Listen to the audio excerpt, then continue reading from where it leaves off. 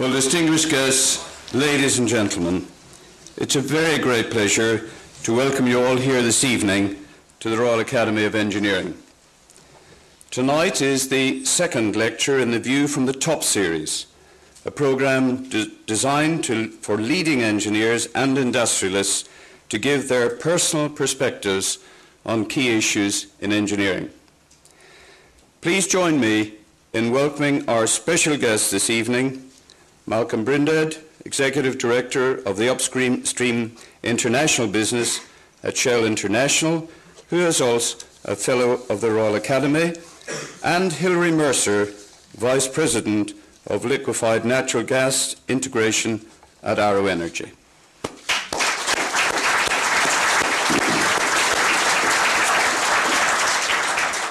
Now, Malcolm joined Shell after graduating in engineering from Cambridge University and has worked for Shell companies in Brunei, the Netherlands, Oman, and the UK. In 1998, he became Managing Director of Shell UK Exploration and Production, and soon afterwards was appointed Shell Country Chairman in the UK. As well as being a Fellow of the Academy, Malcolm is a member of the Institutions of Civil and Mechanical Engineers, the Nigerian President's Honorary International Investor Council, and a trustee of the Emirates Foundation. He was appointed a business ambassador by the UK Prime Minister in October 2010. In 2002, he was appointed CBE for services to the UK oil and gas industry, and in July of this year, His Majesty, the Sultan of Brunei, awarded him the title of Dato Seri Lala Jaza. And if anyone else has that distinguished award, I'm sure you'd be very happy if you stood up at this point. But this was in recognition of Malcolm's services to the state of Brunei. Hilary's CV is equally remarkable, and she is an exceptional role model to many engineers, especially young women. As a mechanical engineer with a degree in engineering from Oxford, she joined Shell in 1987, where she has held various roles. In 1994, she transferred to what is now Shell Global Solutions, where she was involved in the development of the design for LNG storage and loading facilities for Nigeria and Oman. Hilary has also worked on innovative LNG projects across the globe, including Australia, Russia, and Iraq.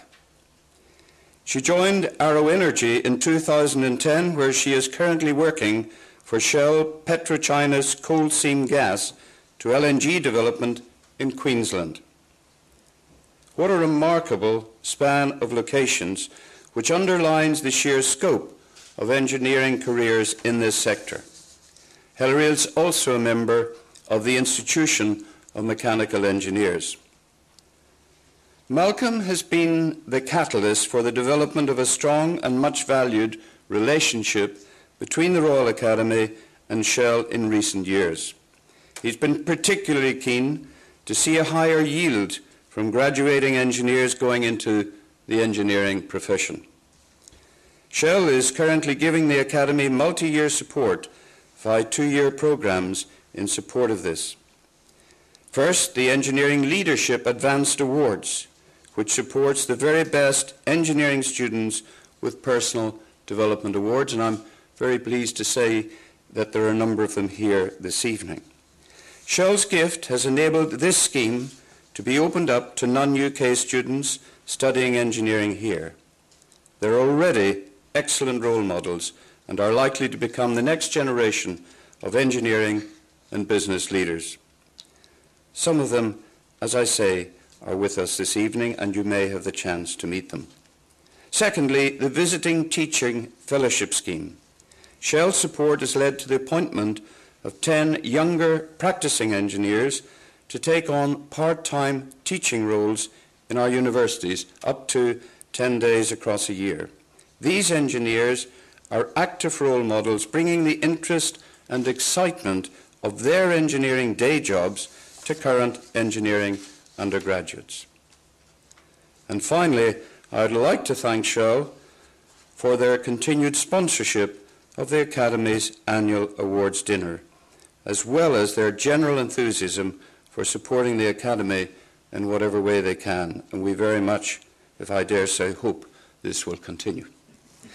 Now tonight, Malcolm and Hilary are here to talk to us about a new frontier, engineers and the global energy challenge, and how engineers are critical to developing and delivering energy resources needed to meet rapidly increasing global energy demand.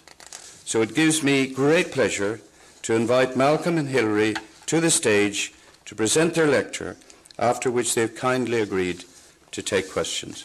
Malcolm and Hilary.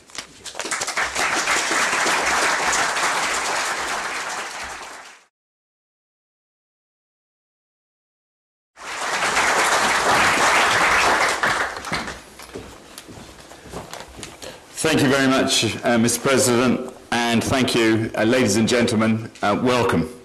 I would like to begin by sincerely thanking the Royal Academy of Engineers for the invitation to speak tonight. It is a great honour. It's a great honour for both of us, and I think particularly after last week's launch of the Queen Elizabeth Prize for Engineering, which Shell is proud to be one of the sponsors of. Our company has a good and proud tradition of engineering excellence, and indeed it was an engineering innovation that lay behind the early success of the Shell Transport and Trading Company in the 1890s. Our company, the international oil market, was then in its infancy, and carrying oil products by ship was rather dangerous and problematic because the products were carried in barrels, which could leak and also took up too much space in the ship's hold. And safety concerns were rather critical and meant that this practice was banned in the Suez Canal, which was the main trade artery between Europe and Asia. So, to meet the canal's safety requirements, Shell commissioned the design and construction of the first bulk oil carriers. And in 1892, the SS Murex, shown here, successfully transported several thousand tons of Caspian kerosene to Thailand and Singapore via the Suez Canal. So it was already trade to Asia from the Caspian. This sharply increased the volume of oil products that could be transported, sparking a revolution in the international oil trade and over time impacting the global economy. So today at Shell we employ some 20,000 engineers across a wide range of disciplines: materials, mechanical, control systems engineers, chemical and petroleum engineers. And their technical know-how and creativity is absolutely crucial to delivering the projects that the world needs, often in extremely challenging conditions, from the deep waters of the Gulf of Mexico to the Russian subarctic. And we rely on our engineers' professionalism to ensure our operations are managed safely and with the smallest possible impact on the environment. And our need for highly qualified engineers will only grow to help meet the surging global demand for energy, and especially to address rising CO2 emissions. So I'm going to begin by describing this global energy landscape and how it's changing. And then Hilary and I are going to together take you through 4 major projects and how engineers are responding to the challenges of those projects. Major gas projects in Russia, Qatar and Australia, in which we've actually both been closely involved. And in each case we'll talk about how engineers are pushing the boundaries of technical innovation and mega project delivery. I think we'll also demonstrate the breadth of challenges that engineers have to take on these days in the course of careers where they can find themselves in the front line managing tens of thousands of people and the welfare of such workers in the desert, or dealing with a highly charged geopolitical dispute. But I want to start by asking why all this matters. And at Shell, we think that global energy demand is likely to double in the first half of this century. And that's going to be driven by the rising global population you see there. We just passed 7 billion a few weeks ago, and we're on our way to over 9 billion by 2050. And of course, it's also by strong growth in the emerging economies, which you can see the energy demand growth in the yellow there. It's all about the developing economies, where disposable incomes are rising fast, and with higher living standards, people want washing machines, they want cars, they want computers, they want fridges.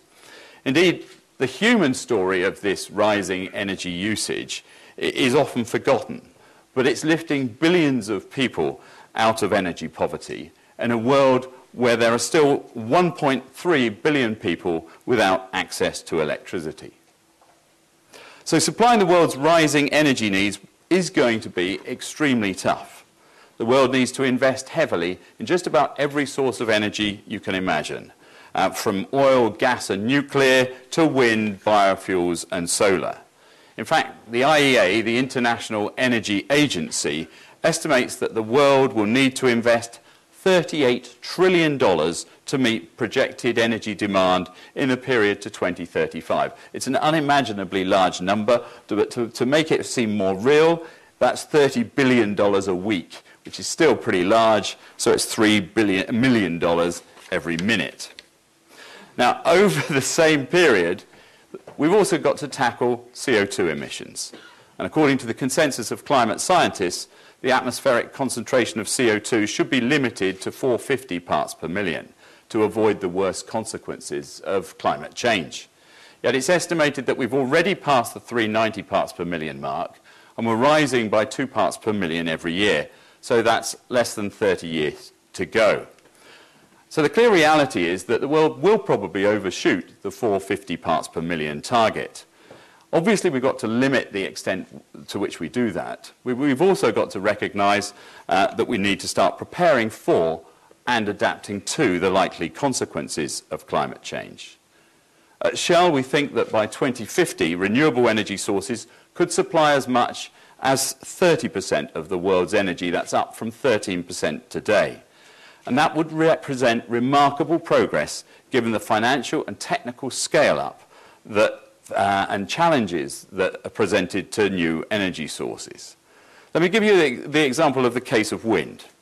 The world would need another 1 million turbines, wind turbines, covering an area nearly the size of France in order to generate just 10% of global electricity by 2030, which would in turn be just under 2% of total primary energy. And to do that, we have to expand the number of turbines that are manufactured annually by a factor of 6 compared with today. And those scale-up challenges are what explains why fossil fuels are still likely to supply more than 60% of global energy needs in 2050, with nuclear accounting for less than 10%. All of which means that a more sustainable energy system will not just be composed of renewable energy sources. We must also reduce the carbon intensity of fossil fuels. And that's why major new natural gas supply projects are so important. Because displacing coal with natural gas, which is the cleanest burning fossil fuel, is the fastest way to reduce CO2 emissions in the global power sector over the next 20 to 40 years. So let's have a look. Last year, coal was responsible for 44% of energy-related emissions, CO2 emissions. And I think this is a very worrying and surprising fact.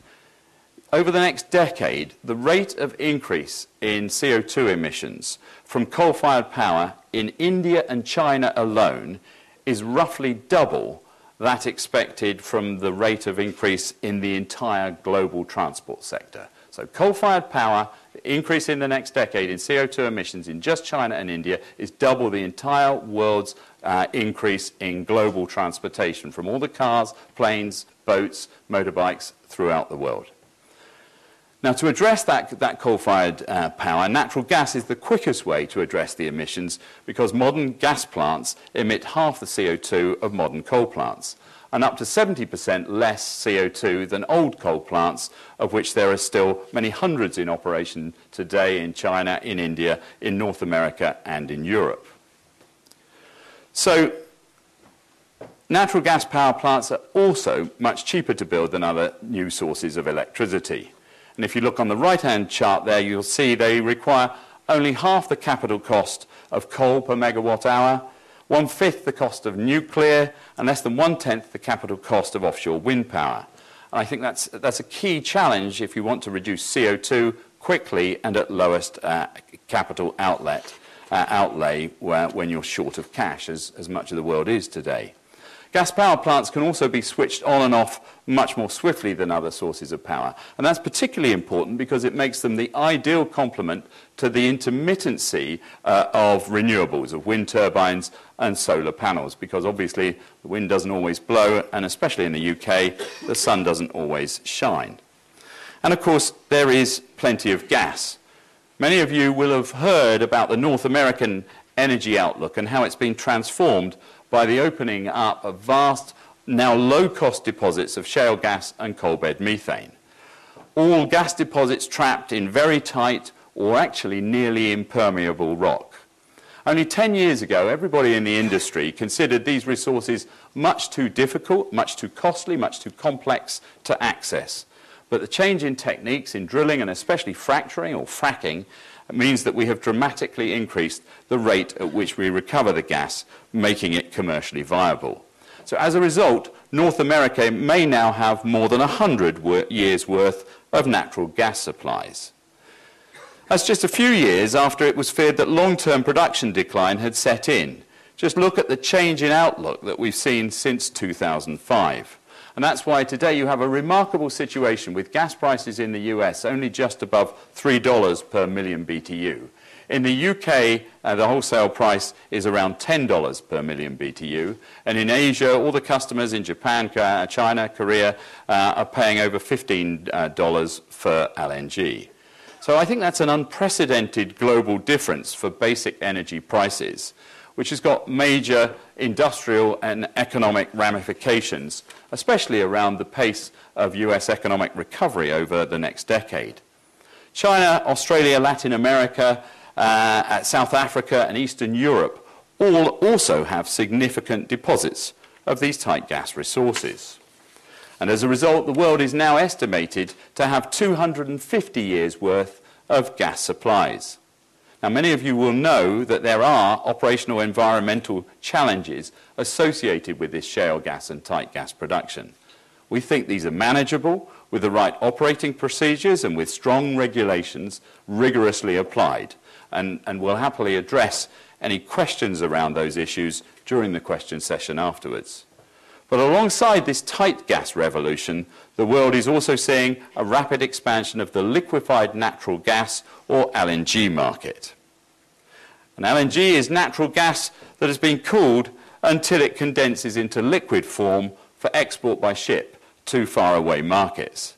And as you can see, global LNG production capacity will double by 2020 in little more than a decade, helping gas supplies to match demand as it switches and fluctuates around the world.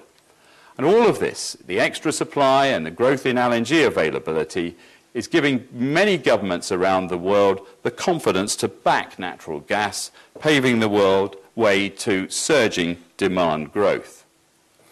According to the IEA, between 2008 and 2035, primary natural gas demand is expected to increase, as shown here, 60% globally, 8 times in China, 5 times in India. You can see it. So a prime task for engineers in our industry is to satisfy this demand by developing new sources of gas supply. And that's why we continue to explore all over the world. In the past 3 years, we've spent around $3 billion a year on exploration, as we conduct seismic surveys and drill exploration wells in the 37 countries shown in this map. And you can also see the amount of investment, $25 to $30 billion a year, that goes along with that.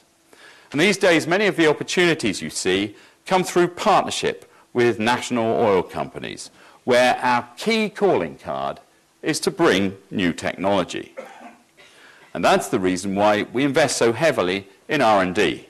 In fact, in excess of $5 billion between 2006 and 2010, more than any other of our competitors. And that's what makes being an engineer at Shell so interesting? We spend our lives opening up and delivering resources that other companies simply lack the technology or indeed the capital to access. And that's not all. Each project that we do forms part of a sort of web of political, commercial, economic factors, environmental factors. And Shell's engineers have to navigate those challenges just as deftly as they deploy their technical skills. And all of those things in a remarkable, varied range of locations. Take me, for example. So, I think it was mentioned earlier, I started off in the refinery business at Stanlow Refinery in Cheshire, where I got operational experience, based as, believe it or not, a rotating equipment engineer. I worked in maintenance and turnarounds of major refinery plant. But then I moved to headquarters in The Hague, where I obtained experience completely the opposite end of the spectrum, working on cutting-edge development of LNG plants, the front-end engineering design for Nigeria and for Oman, and also for floating LNG, which you'll see sometime later. So, my time at head office also gave me an insight into both the depth of Shell's exposure and also the breadth of their operations around the globe, one that certainly proved useful as I started to move around the globe, taking me to Oman LNG, then to Russia for Sakhalin LNG, back to Dubai and Iraq, then to Qatar, and now, finally, in Australia. So, let's now focus on some of these projects, and particularly Sakhalin 2, one of those most difficult, challenging operations, because where is it? It's in the Russian subarctic. Sakhalin is actually an island off Russia's far east coast. In fact, it's a lot closer to Anchorage in Alaska than it is to Moscow. Believe me, it's a 9-hour flight to Moscow. And despite its remoteness and actually incredibly harsh climate, Shell saw in Sakhalin an opportunity to tap its enormous natural gas and crude oil deposits off its far east coast. To reach the markets that we saw overseas, however, it was necessary, first of all, to liquefy the gas. And to make that possible, we proposed one of the largest integrated oil and gas projects in the world. And in fact, at that time, the biggest foreign investment into Russia, the Sakhalin 2 project. And the Sakhalin 2 project had loads of firsts. It was the first time that Russian oil and gas would be produced offshore. It was also the first time that we would do a Russian LNG plant. As you can see from the map, it basically consisted of 3 offshore production platforms where the oil and gas is then sent through subsea pipelines to landfall in the north of the island, to an onshore processing facility, and then a much longer set of pipelines, 800 kilometres long, would take that oil and gas down from north of the island to the south, where the gas would be liquefied and exported. And why from the south? Basically, because in the south, it's essentially ice-free. So Hilary's going to tell you more about the technology, but I get to show the film. So in the north, we've got the concrete platform, we've got the onshore processing facility. You can see it's pretty cold. 800-kilometre long pipelines, even colder. And then the LNG plant, which is supposedly in the warmer part of the island. And as we said, in the south, because of the ice-free nature of the port, and there's the ice-free nature of the port. So it was a pretty challenging project. But I want to actually describe something apart from the technology to begin with. Because as well as skillful engineering, this was a project that required quite some multilateral and multinational diplomacy. Relations between the original shareholders in the project and the Russian government were severely tested. And at one stage we feared that we might have to stop or might even lose the project. So how did it come to this?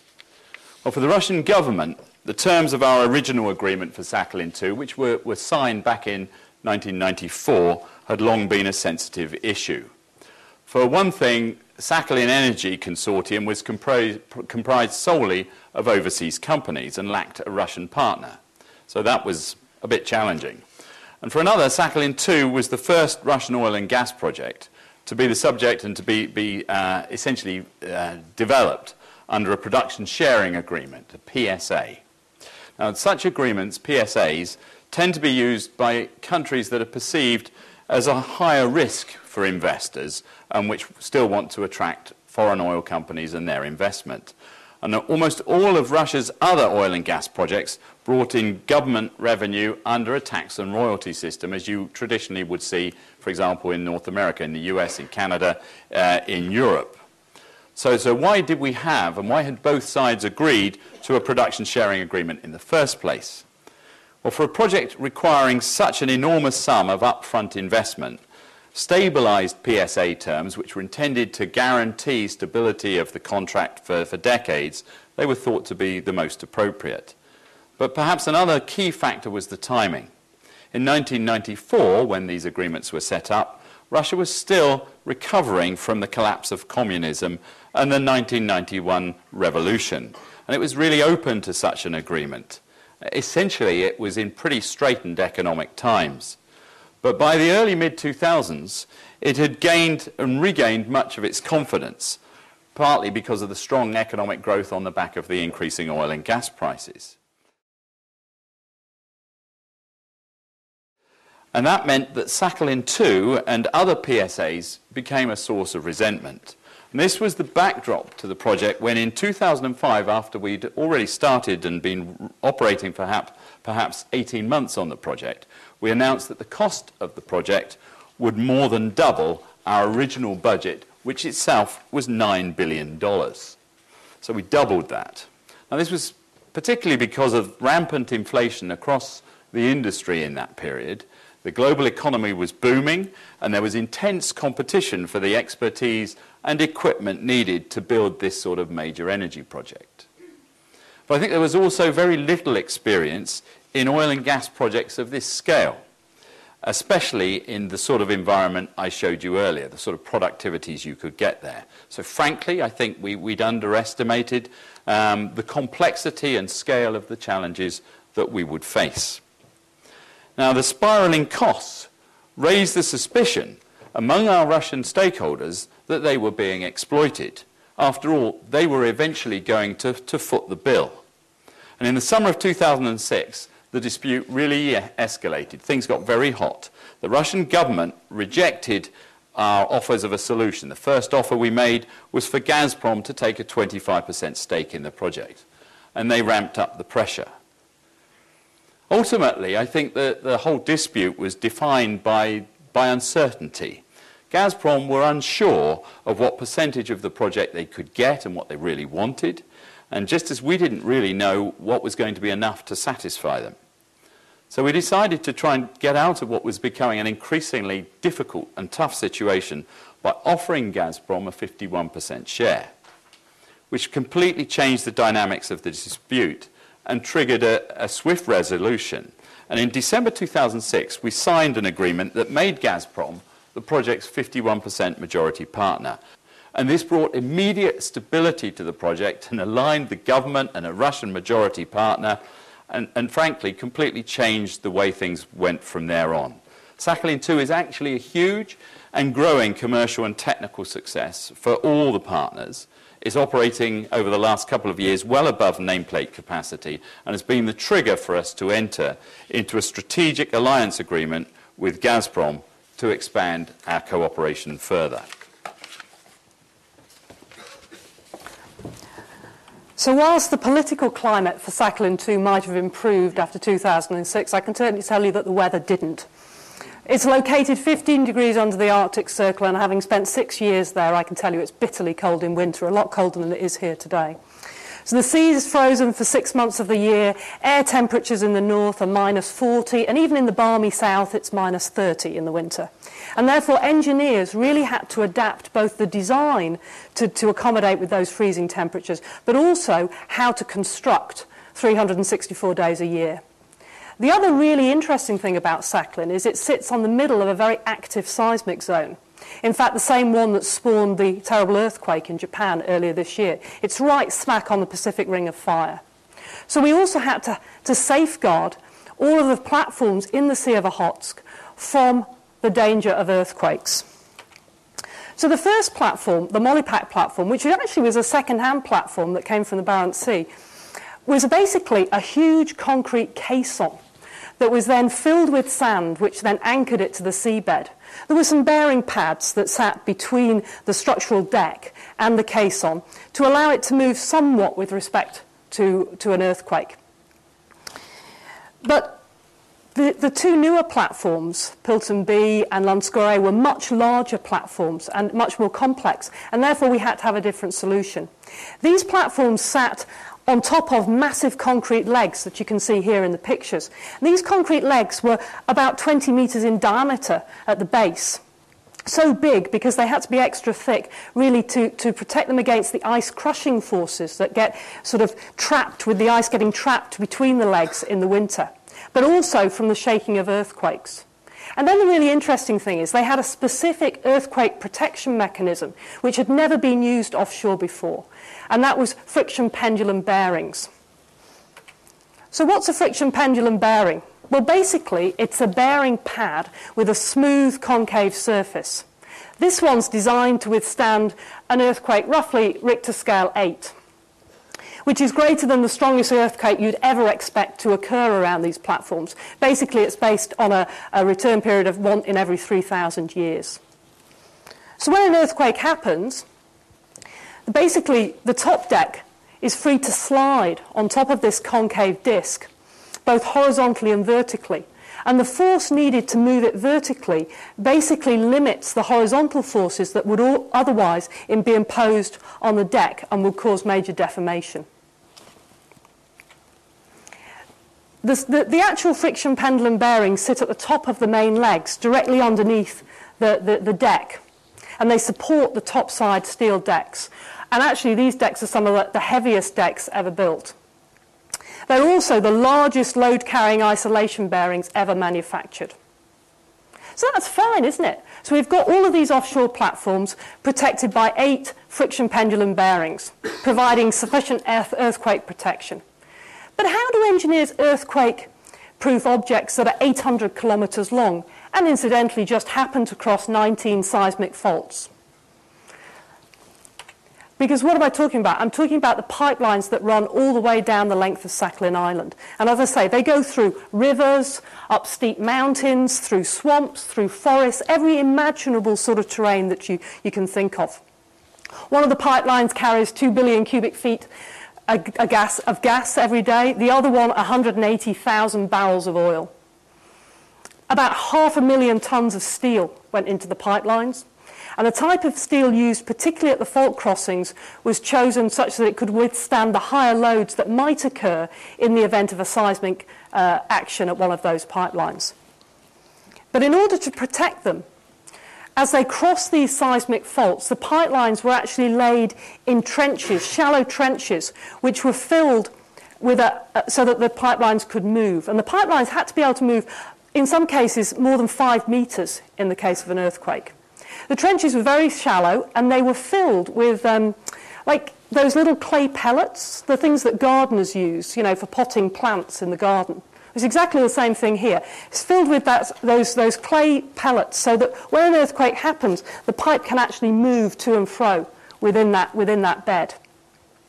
But it's also important, the trenches were also lined with waterproof material to prevent water collecting inside. And there was also a sophisticated drainage system at the bottom of the trench. Because you imagine this, you're in Sakhalin, it's minus 40 degrees C, and you have water in your trench. What's going to happen? It's going to freeze, and it's going to hold onto that pipe like a vice, not allowing it to move. So we couldn't allow that to happen. But the real key to pipeline design for earthquakes is to keep them in tension. Pipelines, just like string, very good in tension, not very good in compression. So every time we went through a fault, we would pick a route through that fault in a sort of, some like this, in a dogleg connection, so that minimising the amount of compression forces that would occur on that pipe when an earthquake occurred. These pipeline trenches were sometimes up to 1 kilometre in length, and if we transferred at the right angle, we would avoid compressive stress. Anyway, even if all of these measures failed, The final thing that we did was put block valve isolation on each side of every single seismic fault. So in the end, even if we had a seismic activity, we could block in those sections of the pipeline during an earthquake and minimise any potential leakage from the pipe. So I told you we underestimated the cost. Apart from having to do all of those amazing seismic crossings, we had to cross 1,000 rivers. Most of them we discovered were full of salmon, so we had to protect all the salmon. But I'm going to switch focus now and take you to another project in another part of the world. We're going to Australia. It's another massive project where engineers are opening up new natural gas resources and, in fact, coal bed methane resources. Last year, Shell and PetroChina, which is the listed arm of the China National Petroleum Corporation, or CNPC, we bought together for $3 billion Arrow Energy, an Australian gas company based in Queensland. What Arrow does is it takes Queensland's huge coal bed methane resources and supplies around a fifth of Queensland's electricity, which obviously reduces dependence on coal-fired power. But the main goal is to convert coal bed methane into LNG for export to China. And I think this project reflects an important trend in the modern energy industry, because increasingly the success or failure of companies like Shell depends on our ability to form new kinds of strategic partnership with what are called NOCs, or national oil companies that are government-owned or controlled. We've had partnerships with these companies for decades in order to gain resources in return, access to resources in their countries in return for technology, capital, or access to big consumer markets. But in recent years, the NOCs have collectively been building their technical capabilities and increasing their control of resources such that today they control around 80% of the world's commercial oil and gas reserves. And even so, they've moved well beyond their borders to access resources around the globe. And China's national oil companies are absolutely in the vanguard of that. And it's against this backdrop, sorry, I should have flicked that one on earlier, just to show you where I'm talking about. So there we are in Queensland. And that's the location. So it's against this backdrop that we've been building a major set of relationships, a strategic partnership with CNPC, with joint activities in 4 countries at the moment and quite a few more on the way, and a particular joint focus on natural gas. I said earlier, China's gas demand could rise by a factor of 8 between 2008 and 2035. So that's why between us we're working, particularly in China, on the enormous tight gas, shale gas deposits that we have found there. Particularly in the north there, you see where it shows Changbai, that's in Shaanxi province, which is already producing gas to Beijing. And in the south you see the 2 names there, that's in Sichuan province. And in both areas we have, in total, I think, about 15,000 square kilometres of shale gas, tight gas and coal bed methane resource, which we work in 50-50 partnership with CNPC. But we're going to focus on the Arrow project in Australia. So following the purchase of Arrow Energy in 2010, we're now, as Malcolm said, tapping coal bed methane in Australia.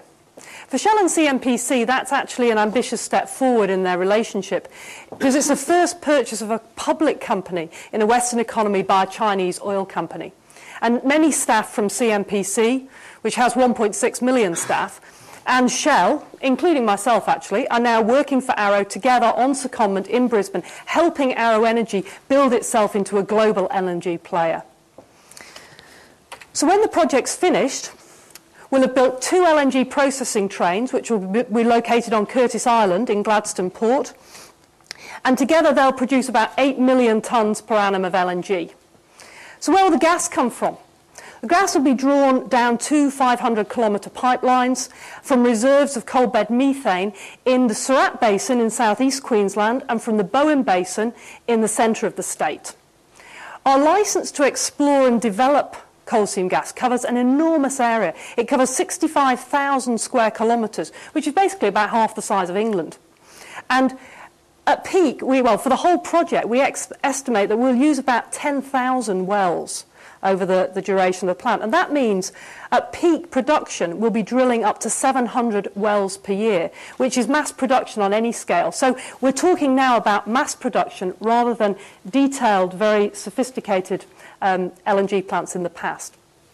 So to make the project economically viable, Arrow requires a system for mass-producing wells from standard interchangeable parts, just like a car factory. Fortunately, a solution may be at hand in another JV that Shell is doing with PetroChina. And basically, this is a drilling joint venture where we intend to develop a system for quickly and easily drilling and completing low-cost wells using advanced automation and standardization on specific rigs built for that particular purpose.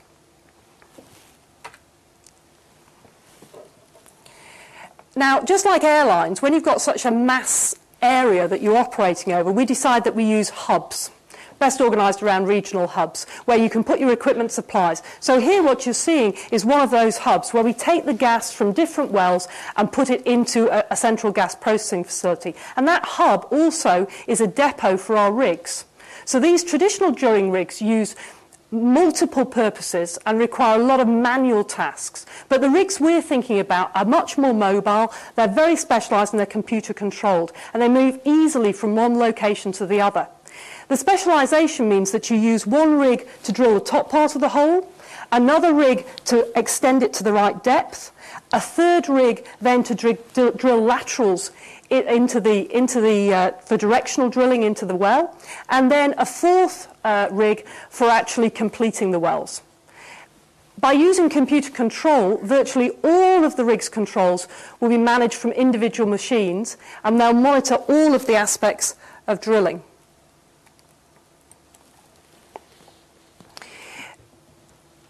The other thing that's interesting is that the computer automation actually manages to enable us to do more sophisticated drilling than we would with our current rigs. For instance, the drill bit on these drill rigs will be able to steer itself through the ground on the basis of real-time data that it gets from sensors measured around the drill bit itself. And it no longer requires the intervention of sort of an experienced driller needed at each and every rig site.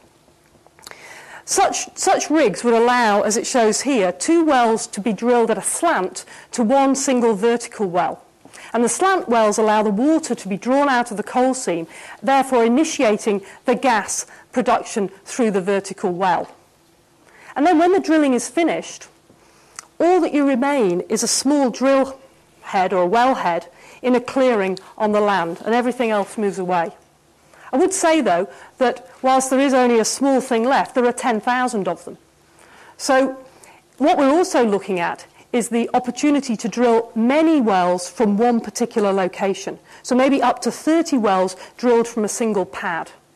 And that we can do without compromising our safety or environmental performance, but also minimising our overall land take. So I'm going to turn to another project, and I'm going to stay in Australia. But we're going to move back offshore, approximately 200 kilometres off the coast of Western Australia. Now, to meet the growing demand for gas, we're also going after gas that frankly used to be rejected as uneconomic to develop, including offshore gas fields that are so remote from land or else remote from existing infrastructure. And for such fields, the need to lay a long pipeline to shore and to build a port that can make conventional LNG work is prohibitively expensive. And also, subsea pipelines and LNG coastal ports actually imposed quite a burden, quite a footprint on marine and coastal environments. But a floating liquefied natural gas facility, or FLNG, that really changes the game. Production, processing, liquefaction of gas, as well as storage and offloading, all located offshore so that everything can take place really in the location above where the field is, hundreds of kilometres from the shore. And with such a facility, countries everywhere can develop small and remote gas fields in their waters and earn revenue by exporting the LNG. And there are a number of other practical advantages in terms of accelerating the development and the opportunity to take revenue. Over to Hilary. So FLNG has long captured the imagination of engineers, but it actually started as something completely different. Our original idea was to scale down a liquefaction plant so it could be put on a barge, and then a mini LNG plant could be moored near the coast. But then at Shell we began to think about a floating facility, not only liquefaction but also production and storage. And that would enable these stranded gas fields to be developed. We started serious work in about the mid-90s and progressed through safety studies, conceptual design, feasibility, detailed engineering to validate the original concept.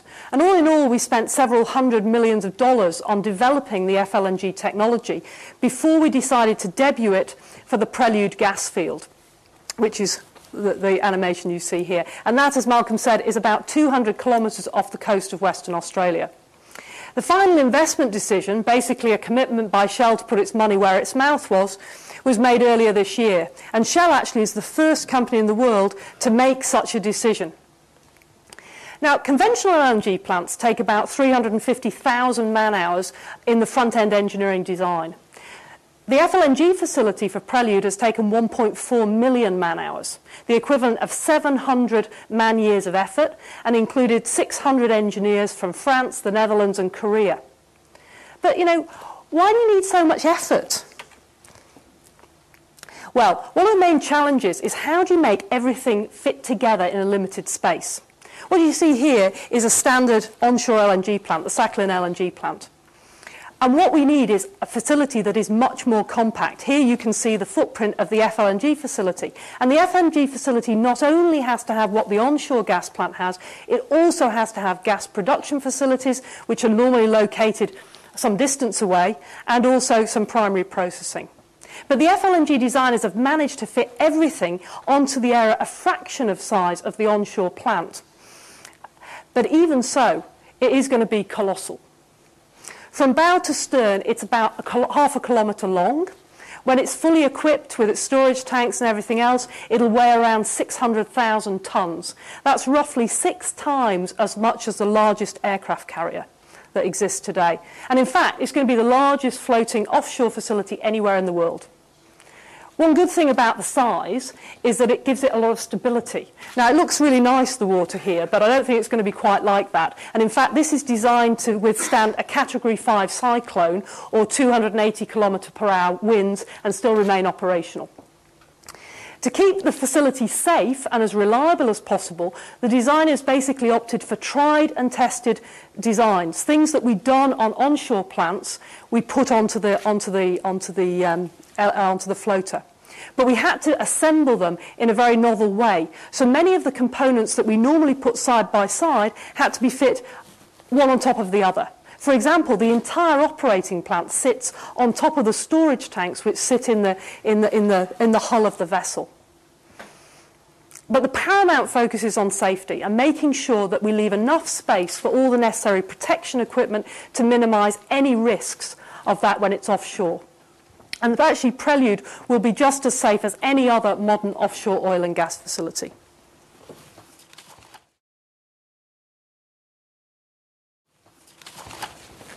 So we don't want Prelude to be just a one-off. I mean, you can see how enormous it is. But we see it as the first of several FLNGs essentially specified already in a master agreement that we constructed between Shell and the Paris-based engineering contractor Technip, and in Korea, the construction shipbuilder Samsung Heavy Industries, which is the company that has a dry dock big enough to build this monster. And the agreement is based on a design one, build many philosophy, where multiple such FLNGs can be built over a 15-year period to a standardized design that will be tailored to fit individual gas fields. The basic facility is about 3.5 million tonnes of LNG per year, but that includes if it's quite liquids rich, and it can be expanded significantly if need be. But 3.5 million tonnes per year is equivalent to around 5% of the UK's total gas consumption last year. Prelude will obviously generate tens of billions of dollars of revenue for the Australian government and for the owners.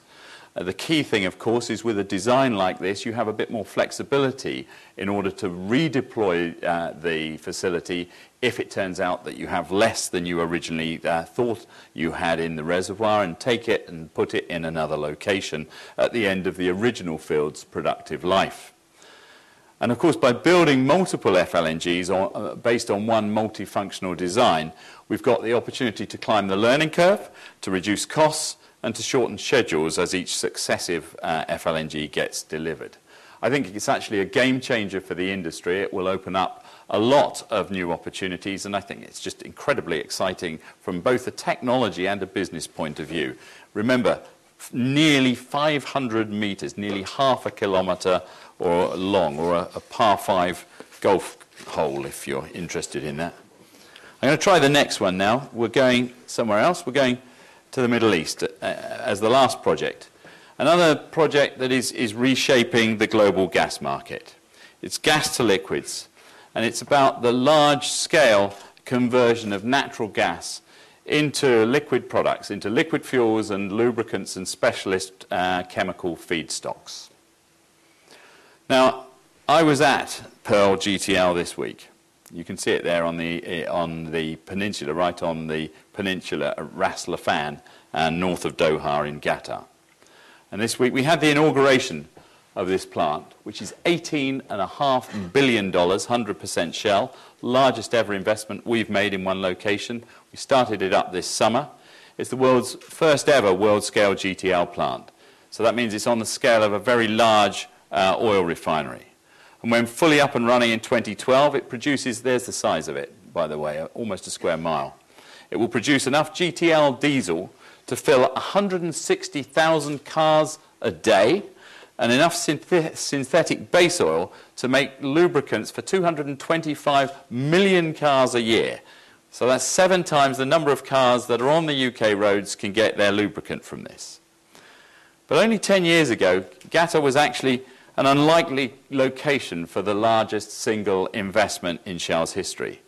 We had no employees in the country because we'd left in rather difficult and challenging circumstances in the early 1990s. And actually there was some resentment in general against UK oil and gas companies. Now, Shell had first entered Qatar in the 1930s, and we'd been there for more than 30 years. In fact, my very first job in Shell in 1974 was to design offshore structures, offshore platforms for Qatar. And the most significant milestone that we ever had there was the discovery of the giant North Field in 1970, offshore in the Gulf. And today the estimates are that the North Field contains gas which, I'll put it in an equivalent terms, 90 times the UK's total remaining gas reserves in this one gas field, the largest field in the world. And that's the field that now supplies gas for Pearl GTL, as well as for Qatar's LNG industry, which is the largest in the world by some margin. And ironically, this gas was left untapped in the 1970s and 80s because everybody thought, oh, it's too far from markets to do anything useful with. And the LNG industry was still in its infancy, so how wrong people were. Qatar was just seen as too remote. And then we left Qatar in 1991 after some commercial disputes. And that's how things had stood for a decade, with competitors going into the country and taking strong positions, especially in the burgeoning LNG sector. So how did we change this? So by early 2000s, the Qataris were thinking about what else they could do with their gas apart from exporting it as LNG. How could they get greater and perhaps more robust value which would hedge their bets in comparison with the global LNG markets for the long term? Now, exporting it by physical conversion into LNG was one option, but quite another was the chemical conversion of Qatar's gas into high-value liquid fuels such as diesel and products such as the lubricants I've described. So as a technical process, the first step is to convert the natural gas into syngas. And syngas is a mixture of hydrogen and carbon monoxide.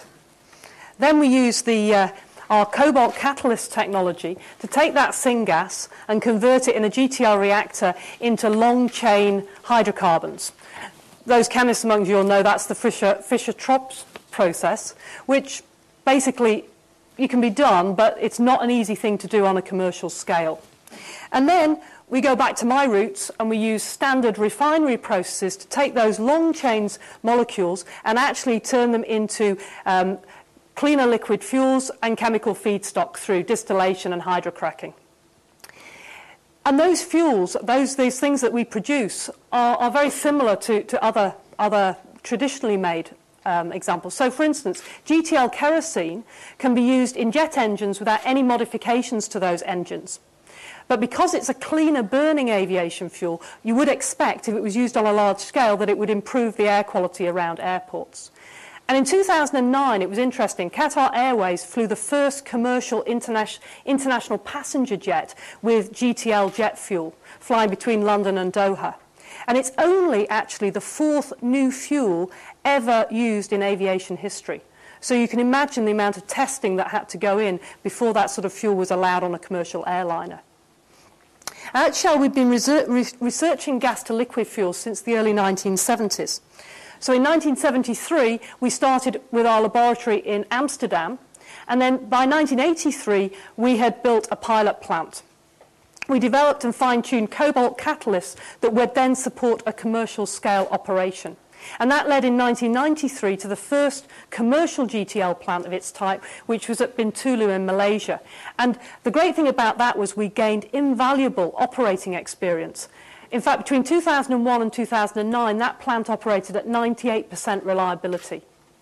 So by our experience gained, by the early 2000s, we were about ready to build a much bigger GTL plant. And if you like, we built Pearl. And Pearl has an output which is 10 times what Bintulu makes. So we were thinking about, we'd got this technology, we'd proven it in Bintulu. Bintulu, though, wasn't a particularly hugely profitable project. It was a way of showing the technology at scale, but we needed to put a world-scale plant somewhere. And we were evaluating quite a few possible locations just as Qatar really began to develop an interest in GTL. But even so, in the early 2000s, Qatar still seemed an unlikely location for our project. Several other companies were negotiating to build GTL there, and memories of the past discord was still around. But in a way, that's when the tide began to turn in our favour, and I think that was particularly because we were running Bintulu, a GTL plant at a reasonable scale where most other competitors had much, much smaller pilot plants. And of course, it was operating reliably, which was crucial. We also, frankly, began to see better relationships between the UK government and Qatar, which was not unhelpful given the history. But I think what was most important was simply going there and developing relationships with those in Qatar Petroleum and in the Qatar government, and trying to show a spirit of real humility and openness about what our aspirations were, and talk to them about the objectives of Qatar. In 2002-03, we visited Doha quite regularly, emphasizing that this was a different company in Shell and that they should look at us again. And we had visits by them to all our locations, to Bintulu, to Amsterdam, where our laboratories are, to London, and to other centres around the world. And then the commercial negotiations began. And we focused all the time on what was it that Qatar really wanted out of this project, what would make it worth their while, and how could we accommodate those requirements. And eventually, we developed, I think, a very high-trust relationship in how the negotiation went. And I remember it finishing one momentous Saturday afternoon in London, essentially just three of us on each side of the table, when we negotiated and landed the terms that would define this, the most largest investment that we've ever made, and I think just about the largest industrial project in the oil and gas sector for decades. And the stage was set in 2003 to deliver this enormous project. Over to Hilary. So the largest construction site in industry. Basically, we had 2 million tonnes of prefabricated parts that had to be ordered from suppliers all over the world. The project required more steel and pipe than 40 Eiffel Towers. And in fact, at one point, we were building an Eiffel Tower every 12 days on this project. In addition, there were the 24 GTL reactors, each of them 1,200 tons, so as heavy as about 8 locomotives. But the biggest challenge, actually, when you've got the biggest construction site in the world, you've also got the biggest construction workforce. And therefore, it was important to ensure safe and comfortable working conditions for such a huge workforce. And that workforce at peak was 52,000 people at any one time. And to do that, you have to build a village. Now, one of the sad things about construction projects, major construction projects, is that they have a very poor safety record. So for a project of this size, which would take about 500 million man-hours to build, if we simply relied on doing things the same way we'd done them previously, you could expect there to have been 20 fatalities on the project. Now, clearly, that was completely unacceptable. You can't start a project thinking you're going to have 20 fatalities. And it becomes more difficult. Our entire workforce comes from 65 different countries. It spoke many, many different languages: Tamil, Arabic, Tagalog, Mandarin, everything you can think of. And they also followed, of course, many different religions: Hinduism, Islam, Christianity, Buddhism. We had an entire world on that construction site. So, to build the plant and to build it safely, the most important thing to do was to build a community, and to build a community with a deep-rooted safety culture. We wanted the workers to feel empowered. You can't police 52,000 people. The only way you can keep them safe is if they will stop work if they see a potentially unsafe situation. And so that was one of the major goals of the Shell's Global Safety Programme, was making sure that people intervened and stopped the work whenever they felt it was unsafe. The other problem is that in the Middle East, as in many other locations, managers and workers come from different countries, they come from different socio-economic classes, so there can be a huge cultural barrier to get over between the workers and their supervisors. So to encourage a change in behaviour, all of the personnel, everybody on that site, from managers down to the simplest untrained worker, were trained in identifying unsafe situations and then intervening, feeling that they could intervene with the boss. And one of the things about that was to make sure that the management on the site celebrated with the workers and engaged with the workers in safety. And to do that, we also had an annual safety day. And then we brought in somebody of great import. So most of our workforce was from the Indian subcontinent. So we went out and found somebody who was a hero for them, and that was Kapil Dev. I don't know how many of you remember Kapil Dev. Kapil Dev's really important to me too, because he played in the Lancashire League, and I'm from Lancashire. So I actually got his autograph on Safety Day. But it was a dream come true for many of the site's South Asian workers to see a guy like that, talk to them about safety, really encourage them to stay safe, to go home to their families at the end of the day. The other thing that we had to do was, if you want somebody to remain safe or to work safely, you better look after them if you want them to look after their colleagues. So we organised to make sure that their life outside of work was also as healthy and comfortable as possible. And to do that, we tried to create a home away from home by creating a temporary town, or so-called the Pearl Village. And the Pearl Village was where 40,000 people on that plant lived. And actually, I lived in Pearl Village for 6 months in 2010. Basically, the contractors were responsible for providing the housing and also for basically looking after both the physical and the mental well-being of all of those people, such that they could build this plant for us. Silly little things, but food's incredibly important. Napoleon said its army marched on its stomach. Well, it's true also for a construction site. We had to make sure that those workers were fed. And fed, not just fed with pizza or whatever, but fed with food that they understood. So Indians got Indian food. Filipino got Filipinos food that Filipinos liked. And we also looked after their well-being in other ways. We had the largest outdoor Muslim prayers that's ever been held in Qatar, because we had so many people on the site. And we also encouraged other people to try and celebrate the things that were important in their culture. Onam, the South Indian Harvest Festival, for instance. And then there was cinema. Well, not just Hollywood. We had a huge outdoor cinema which alternated between Filipino, between Bollywood, between Hollywood. In any one month, there would be at least 300 social events which they could choose from. And of course, sport. So if you were there on a Friday, there was cricket everywhere. Cricket, basketball, volleyball, you name it, it was played at Pearl Village. All of which created a very real impression that the management actually cared about these workers and cared about their welfare and also cared that they remained safe. Pearl Village was also a hub for training. We had a purpose-built training centre which didn't only deliver safety training but also some other 400,000 individual courses. We provided English language training, we provided computer skills training, and particularly for supervisors, we provide 7 or more days of individual leadership training. Because if you want good safety on a site, you need to get the leadership right, and that starts with the supervisors. So, I mentioned at the beginning, if we'd had our expectations, there'd have been 20 fatalities. There weren't 20 fatalities. There were nothing like that on Pearl. And the results were absolutely striking. Last year, the project achieved 77 million man-hours without a single injury leading to a lost work. Any lost work.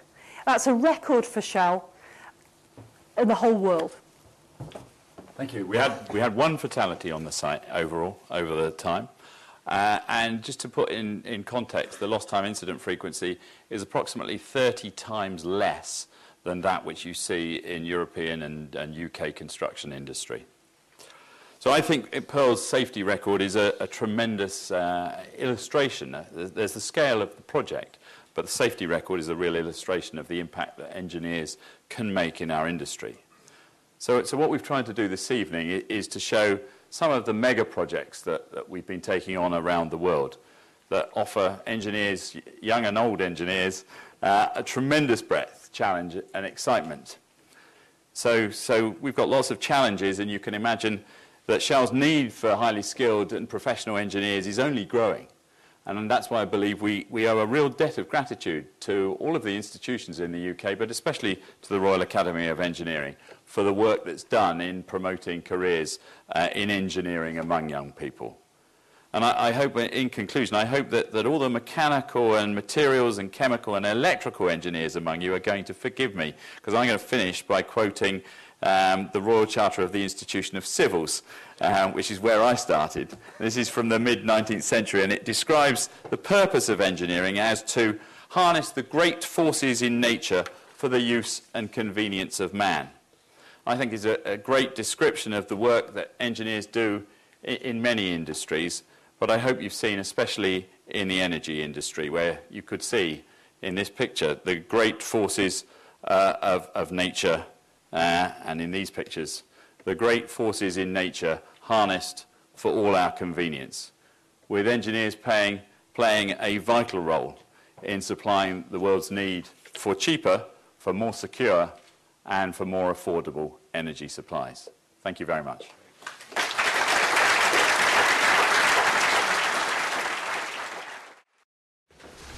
Well, ladies and gentlemen, I think you'll all agree we've had a very inspiring and great engineering story told to us by Malcolm and Hilary this evening. It was told to us by 2 superb professionals representing Shell's 20,000 engineers. So now we're going to have time for reasonably quick question time, because you've been on your feet for quite a while. So who's going to start the questions? And we have microphones here at the side. So first locate your microphone and then ask your question. Good, on the left-hand side. Is that working? Yes. I'm Jeff Maitland from Imperial College London. Thanks for an excellent and exciting lecture, both of you. Very good. You pointed out quite rightly the virtues of gas as the cleanest burning fossil fuel. But of course, LNG, gasification and liquefaction and regasification and GTL are both very energy-intensive processes. So I wonder whether you'd like to comment on the additional carbon footprint that these processes put onto gas, and what are the prospects for turning this around and perhaps linking carbon capture in some of these instances to For instance, using the carbon dioxide for enhanced coal bed methane and linking this up with the LNG plants, and where we're likely to go in the future in that direction. Thanks. Surprisingly, actually, the gas, the whole gas to LNG chain is relatively efficient, and the losses, and Hilary can say more, are rather small. So that 50% reduction relative to coal is applicable for an LNG value chain, a whole LNG to power chain, including the losses in the energy used in the liquefaction and the transportation and the regasification.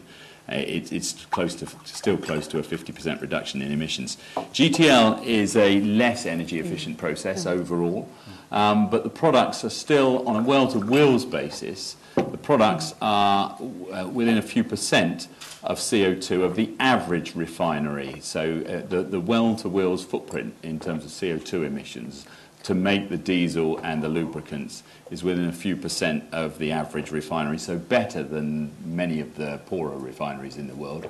But we indeed do want to make the process better. The next generation of GTL will be better, significantly better, because of new catalyst. And we can look to indeed retrofit CCS. There is a high-pressure CO2 stream in the GTL process. Yeah. Yeah. Well, indeed, and then carbon sequestration and storage is obviously one of the areas that we look at, and we are continuing to look at, but it does require, obviously, particular conditions in which that can be attributed. So it's trying to match the availability of opportunities to do that with the location of also the plants that we construct. But we look for those opportunities, and obviously work progresses in our research labs and our development areas to try and do better in that regard. Yes. John Forrest, Narek Capital. You highlighted the importance of gas, not least in terms of complementarity with renewables, the very rapid start-up of gas plant. I wonder if you could say what you might be doing in terms of renewables, because many of your skills, particularly offshore, are very relevant to some of the major offshore wind projects. Thank you. I think that our focus actually I would say in terms of the climate agenda is really around three things, apart from energy efficiency in our own operations. It's around gas displacing coal, it's around biofuels, and it's around carbon capture and storage. And those are the three areas that we really believe that we should put energy into, particularly because they're things that Shell is good at. We've tried and had pretty mixed success in renewables, in both wind and solar. I can say more about it. But I'll say just a word about, if I can, President, about biofuels and maybe a little bit about CCS. One of the reasons we think gas displacing coal is so important is, apart from the immediate windfall that you get, the gas-fired power is indeed complementary to the intermittency of renewables longer term. And the retrofit of CCS to gas-fired power stations is actually cheaper by some 15% or up to 30% cheaper than the retrofit of CCS to coal-fired power. That's essentially because you're dealing with much less CO2 per megawatt hour. So it's less to capture, smaller pipelines, a smaller reservoir to inject the CO2 in.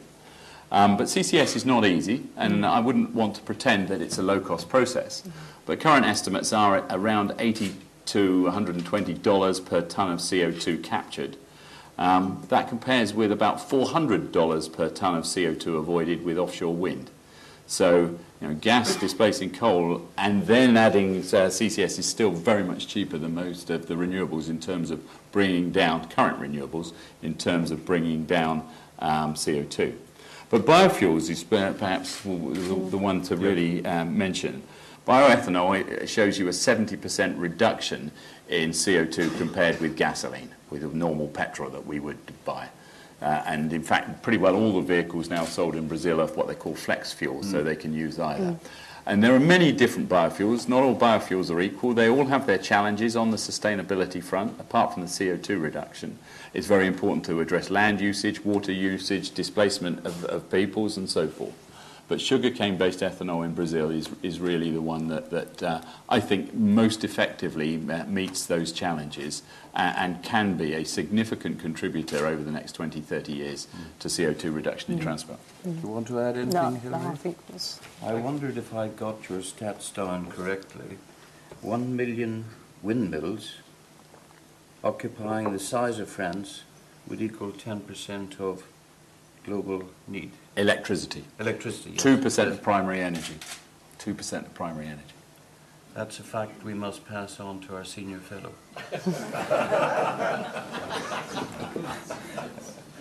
Next question.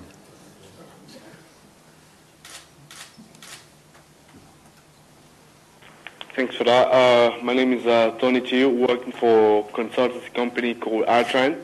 First of all, I want to congratulate you for your presentation. Really, really excellent. And my question is about, all those marvelous projects you talked about. I'd like to find out, so how do you select your engineers? Where do you find them? And do you still facing those issues with shortage of engineering that we're facing here in the UK? Thanks. Why don't we ask you, Hilary, to start with? Where do we find our engineers? Well, we can't find enough of them. That's one of the problems. But we have a number of engineering centres around the world. Obviously, we recruit heavily in the Netherlands, in the UK, and in the US. But we also have established engineering centres, for instance, in Bangalore, in India, and I think the number of engineers graduating in India is enormous in comparison to, say, the number of engineers currently graduating in the UK. So we spend an awful lot of time looking at trying to encourage engineers in the developed world and to stay in engineering, to do engineering. That's partly the reason for today's talk, is to try and encourage engineering as a profession. But we also go out and look in all of those locations in which we operate. So, for instance, in Russia, we develop Russian engineers as part of the process of building the project. We localise our local workforce and therefore recruit Russian engineers who then have opportunities, if you like, to grow into the bigger Shell group and have opportunities overseas. Similarly, in Qatar, we have some 200 engineers, I think, or engineers and scientists now working in our operations in Qatar. Again, as a result... Qataris, sorry, what did I say? Sorry. Qataris in... working in our operations there, and again, that allows us to then mix those with people from other parts of the world. So that's one of the opportunities. I know this is dear to your heart, Malcolm. Yeah, I think it is a concern that so many engineers in the UK particularly choose not to go into engineering. I think they underestimate the challenges of the profession, and one of the things we wanted to show was actually the enormous scale of projects that is being undertaken and the commercial and business and political challenges. We're very fortunate to work in an industry where you get this every day. We see technology, business and politics come together in these projects, which is a unique experience, I think. But the UK has fantastic energy companies. It's something we're really good at, and obviously we would love to see the supply of people, top people who want to work in our sector. We'd love to see more coming. As Hilary says, we find it still, despite the attractions of this sort of sector, still difficult to attract enough people from the UK to want to join us. I had the privilege of lecturing to the engineering students at Imperial this week, and I told them bluntly they shouldn't go to the city. Quite right, quite right. They'll be bored by the age of 33. Yeah.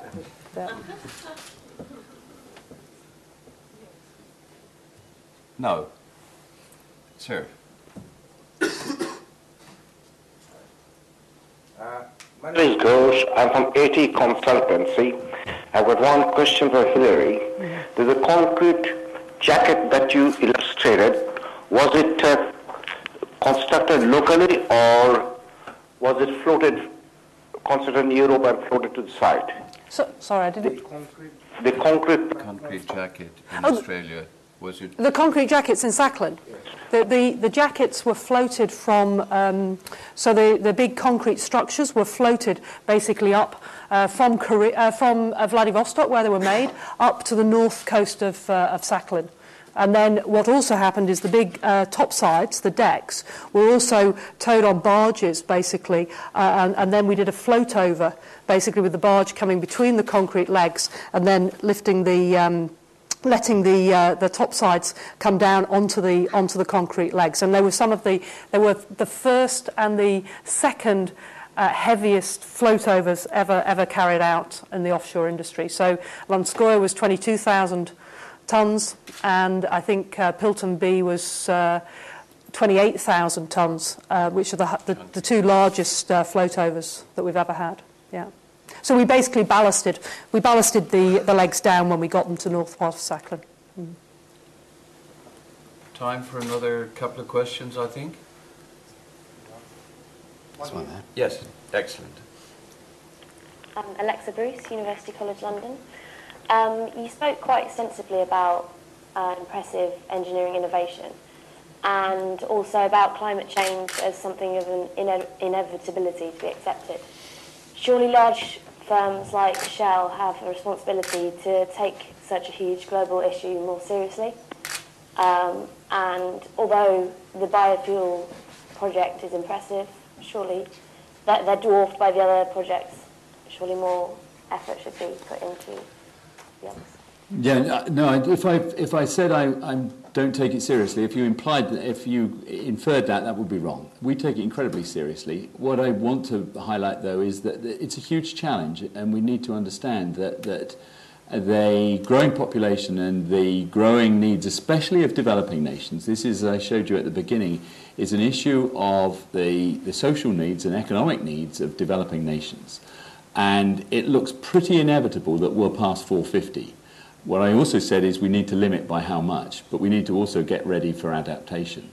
In terms of what we do, we take it incredibly seriously, which is why I focused on 4 gas projects tonight. Because particularly all of the gas projects, the LNG, the shale gas, the coal bed methane, has an enormous benefit in displacing coal. And what I was trying to highlight up front is that coal is our biggest challenge in the next 20, 30 years. I'm not saying it's not important to address the CO2 emissions from other sources of energy. But actually, in terms of what can be done affordably, gas displacing coal has a huge impact. As I said, because you remove 70% of the CO2 when a new gas plant displaces an old coal plant. You've also got something that long term you'll want to use to complement the solar and the intermittent renewables, and you can retrofit the carbon capture and storage later, which is the sort of package which says the most urgent thing that the world should do in Europe, in North America, in China, in India, is actually accelerate the displacement of coal by gas, because it's much cheaper to do than any other alternative. Just if I can remind you what I said, for the cost of displacing coal with gas, if that's 1 unit, to build a new gas-fired power station, to build the equivalent of, say, offshore wind is more than 10 units of capital cost. And yet the gas achieves already a 70% reduction in CO2, and it operates all the time.